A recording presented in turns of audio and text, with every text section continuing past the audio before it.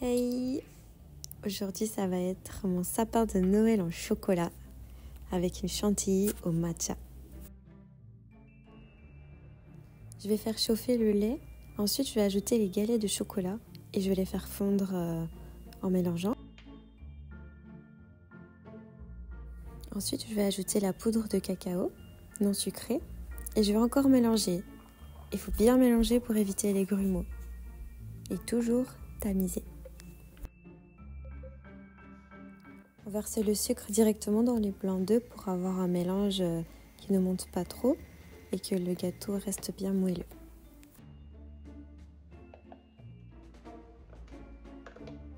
Je crois que vous avez remarqué mon beau tablier et mes nouveaux petits pots. Je suis trop fan, c'est trop mignon.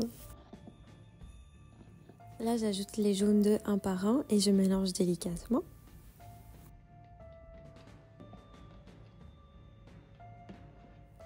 Je vais en mettre un petit peu dans mon mélange de chocolat pour assouplir le tout. Et regardez-moi ça, c'est pas magnifique? Et je vais ajouter dans le mélange de blanc d'œufs et mélanger à la maryse délicatement.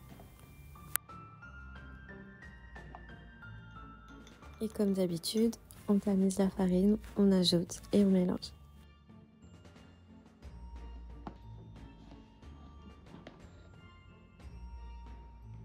Et voilà, je suis encore coupable d'une mignonnerie. Ce petit sapin, quand je l'ai vu, j'ai pas pu m'empêcher de l'acheter. Et voilà, une vidéo.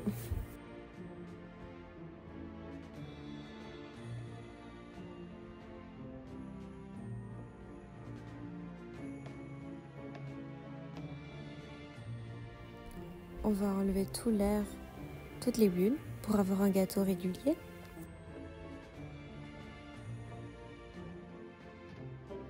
Et ça part au four 30 minutes à 160 degrés, mais le four préchauffé à 180.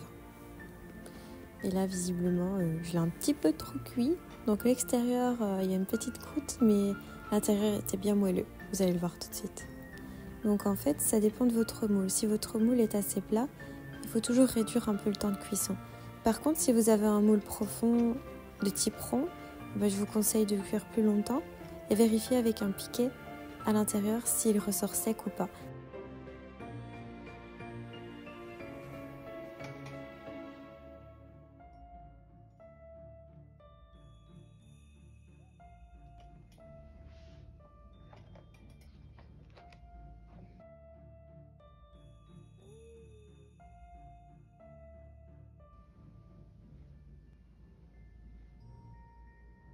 Ça sent trop bon!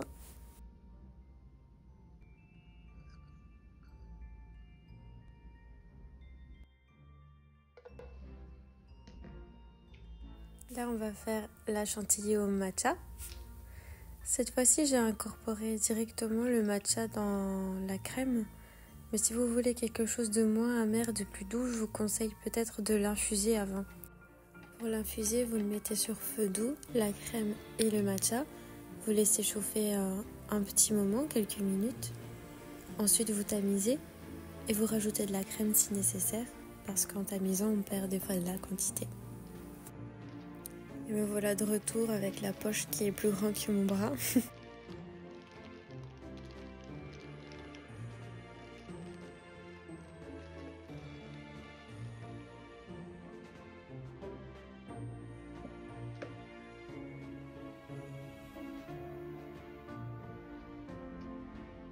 Et voilà la chantilly pochée. On va commencer à monter le sapin.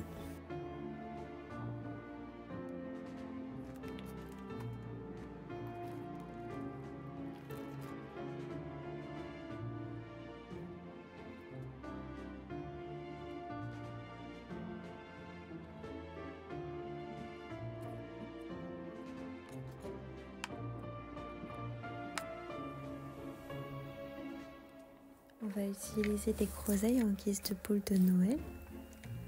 Et vous allez voir que par la suite, je vais utiliser les tiges pour imiter les guirlandes.